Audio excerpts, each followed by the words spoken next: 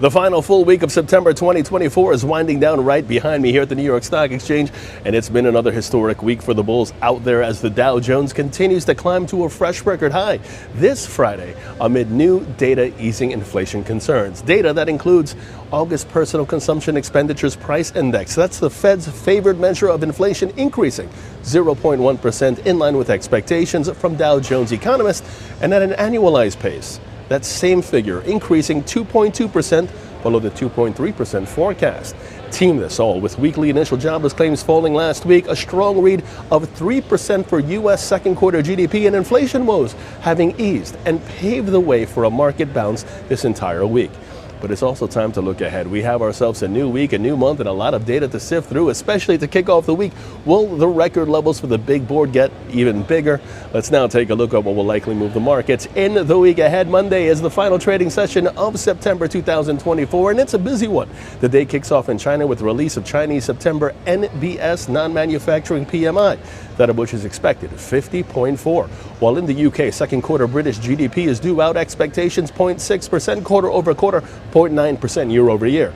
Then it's off to Germany. Preliminary September consumer price is on the schedule, expectations 1.9% year over year. And then in the U.S., bill auctions await, and so does a speech from Fed Chair Jerome Powell in the afternoon hours. Tuesday sees us welcome October 2024 in Europe. The preliminary EU core harmonized consumer prices index, that's due out for September. Expectations a read of 2.8% year over year. While in the U.S., September ISM manufacturing PMI on the docket, a read that's expected to come in 47.2.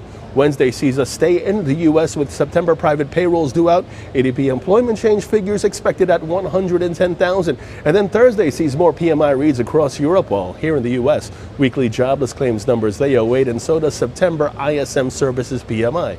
Reads that's expected at 51.5. And then on Friday, it's all about the U.S. employment report. Non-farm payrolls, the unemployment rate, both due out for the beginning of the month of October. U.S. September non-farm payrolls are expected at 145,000, and the U.S. unemployment rate for the month of September also due out, expected 4.2%. And keep an eye on geopolitical updates, as they have been major market movers as of late, especially with the U.S. election entering the final few weeks of campaigning and reactions from speeches at the UN General Assembly right here in the New York area. Something to watch. And until next week, live from the New York Stock Exchange, I'm James Sweeney reporting for ICF.